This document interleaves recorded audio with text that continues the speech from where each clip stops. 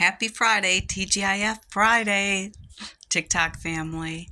My last video was focused on the Spare, Prince Harry and Meghan's relating all of the experiences they went through and also his life prior to that with the loss of his mom and everything. Okay, I'm not going to belabor that point anymore. But my topic for today is it's cognitive dissonance. Okay, and many of you are familiar with it, so just bear with me. It's like a disconnect. Like you say you believe one thing and you behave completely converse from that or opposite of that. I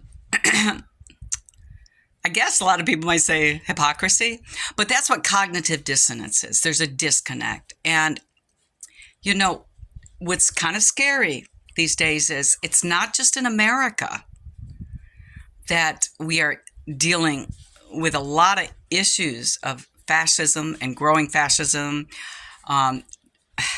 white nationalism, religious right, determining, imposing their values on others. Whether you believe this to be a Christian nation or not, if you're a Christ follower, you don't cause this kind of catastrophic suffering. Okay. Now, in regards to, immigrants, people of color, the LGBTQ community, the indigenous Americans, Latin Americans, you name it, Asian Americans. Okay.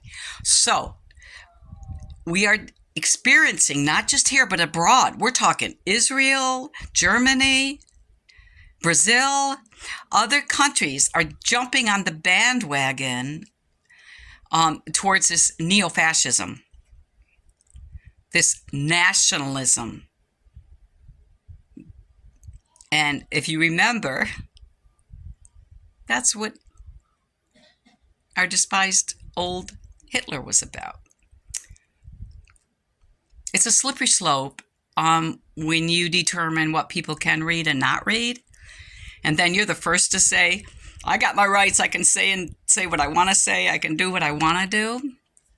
And you impose what, people can or cannot do.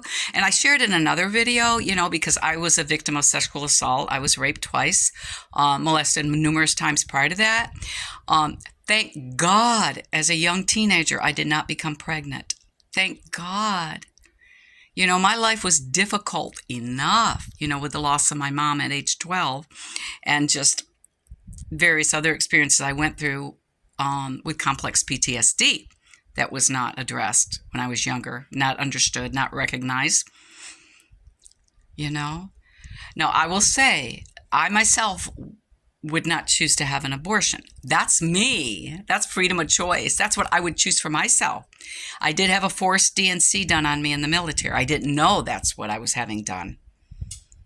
And that's a whole other unfortunate scenario that happens surrounding that. But just because I maintain that that's something I would not willingly do, how can I not have empathy for someone that has decided to, for a magnitude of reasons, their life situation, their health, the baby's health, victim of incest, rape, you name it. So, child marriage, and this is the disconnect.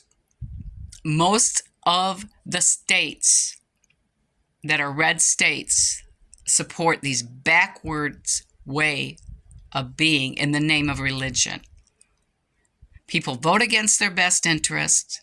They persecute their neighbors because they believe that in the end, it's their faith that it matters more. We are to have separation of church and state in this country. Okay. It's very concerning. It's very scary. And we're still getting people so emboldened with hate, persecuting others. overtly, not just subtly, overtly in stores, all kinds of businesses, restaurants.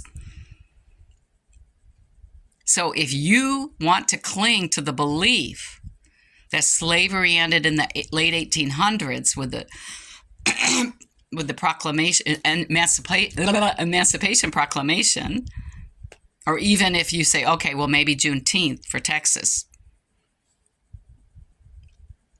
you know,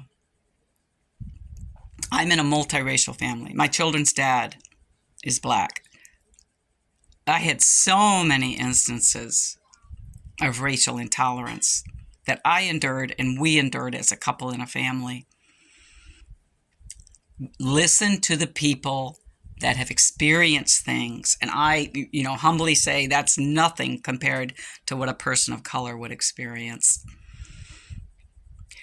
This disconnect, this cognitive dissonance when it comes to intellect. And the reason I brought up Harry in the beginning, that man is a war hero.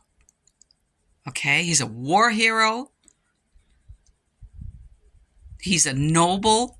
Now, he's a noble patriot. Noble. He would not wish to persecute anyone in the name of his patriotism, in the name of it. We have come where intellect, empathy, we've come to that point with neo-fascism, white nationalism, that anything goes if it achieves the end. Especially those seeking political power like the Governor DeSantis in Florida. I just would ask those that still support him, that I love dearly, take some time, ask the hard questions. So, if you really get and listen to others, ask me hard questions and you still feel the same, that's different. But if your mind is closed because you have a certain belief system and you don't want to challenge that belief system, I have challenged my belief system so many times as I've emotionally grown. We all should do the same. On the surface, we might reject something that really has a lot of merit. Anyways, that's enough. I will talk to you. Have a wonderful weekend. I intend to do the same. Love you.